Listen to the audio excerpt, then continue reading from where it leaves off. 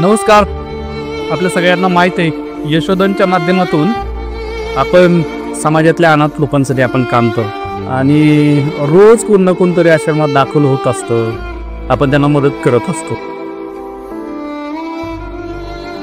माणसाचं आयुष्य किती कठीण आहे आणि किती कठीण परिस्थितीतून लोकांना जगावं लागतं हे मी अनेकदा आपल्या समोर दाखवतो.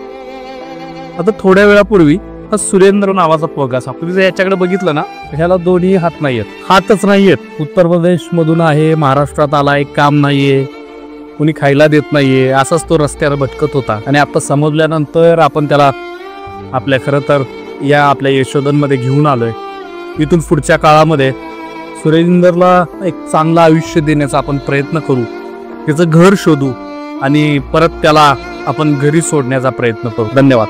आपलं बरेच वाक्य माणुसकी अजून जिवंत आहे आणि तीच माणुसकी जिवंत ठेवण्याचा प्रयत्न आपण करतोय.